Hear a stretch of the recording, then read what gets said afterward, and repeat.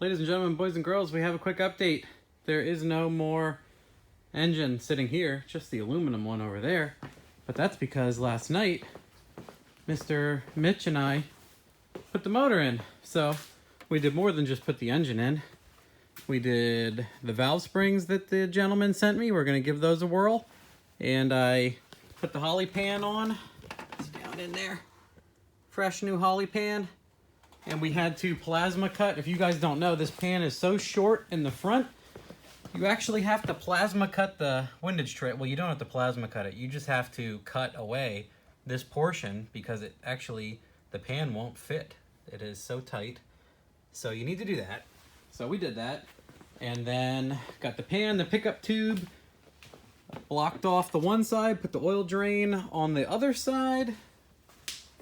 Got everything ready to go. Put the motor in, bolted it up to the trans, folded up the engine hoist, you know, the usual suspects. So I have a new wiring harness on the way because, well, this one got a little toasty. As you can see here, all that's left is bare wires.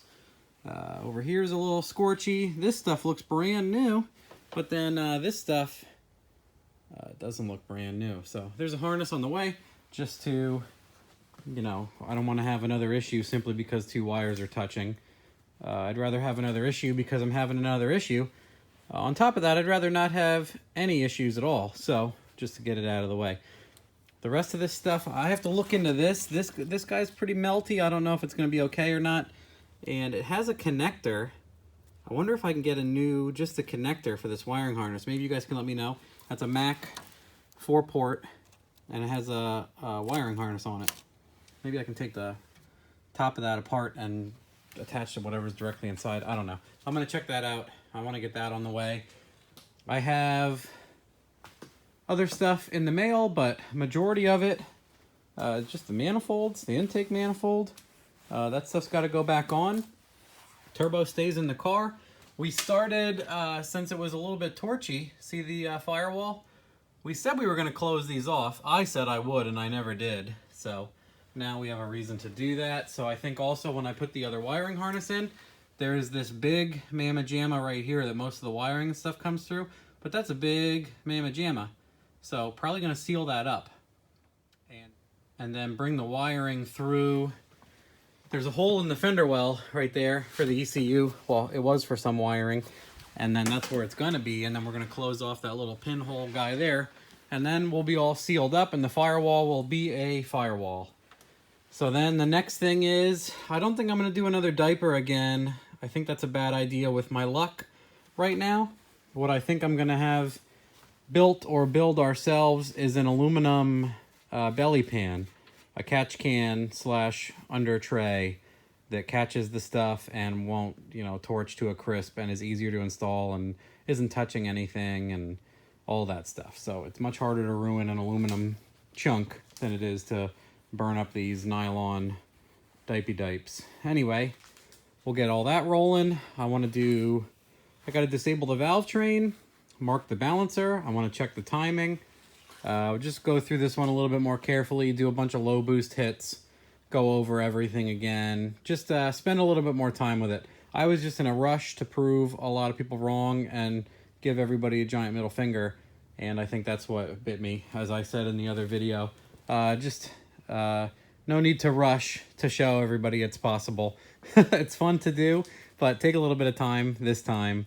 And I have other coils. I have the coils that were on the car. So those guys over there are going to go to a guy I met on the Sloppy Private page who can actually test the dwell versus auto ignite portion. So that's another video I'm going to do once I learn more about it. I don't want to just spew anything incorrect. So these are the coils, the older square ones that don't auto fire if you overcharge them.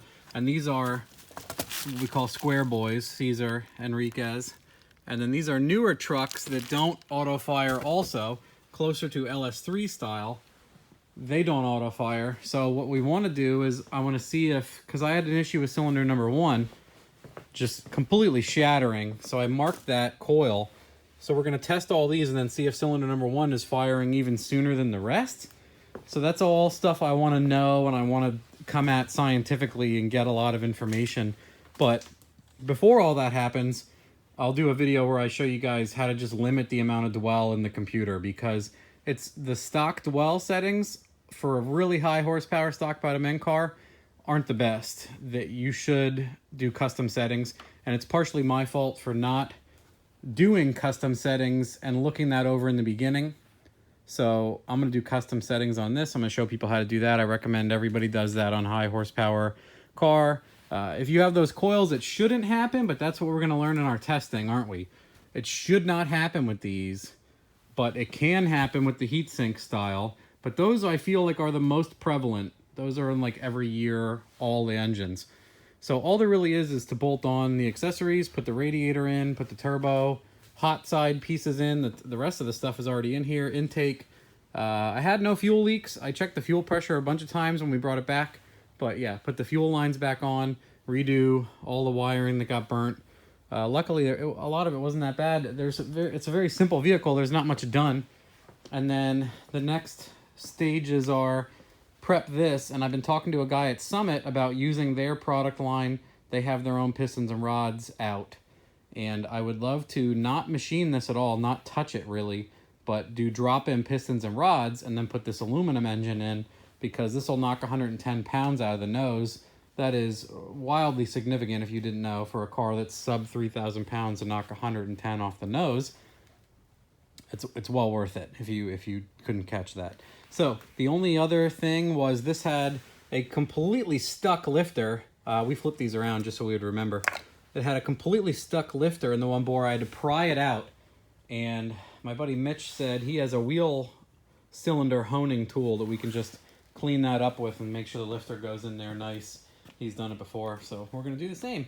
But yeah, this will be the race engine, and this is just the the whatever engine, but hopefully not much longer. The hard work is done. The engine is in.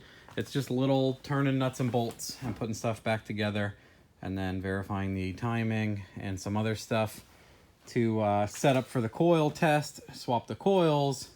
All sorts of small things are going to happen to be a bit of an insurance policy. Like I said, I feel like I said in the other video, I rushed to prove everybody wrong, and that might have been my wrongdoing, so I wasn't looking at things. But yeah, also the coil thing is kind of a surprise, but I've known for that stuff to happen over the years. Just I usually have incredible luck, and every fifth car or so does this to me, so I try not to get mad about it. Sometimes I will get frustrated for sure, but I feel like I always end up learning more every time I have trouble, instead of just something where nothing happens, I don't learn anything. So anyway, that's how I like to look at it. It's no big deal. I'm not on a racing team. I don't really care. So when people on the internet say I'm wrong, they're always going to say I'm wrong. So it doesn't really matter to me. Like Stevie Fast, I agree with a lot of what that guy says. If you watch any of his videos, people are always upset with him. He's like, whatever. He's like, I'll be that guy. If you need someone to be upset with, I'll make you upset. No problem. So on that note, we'll end there.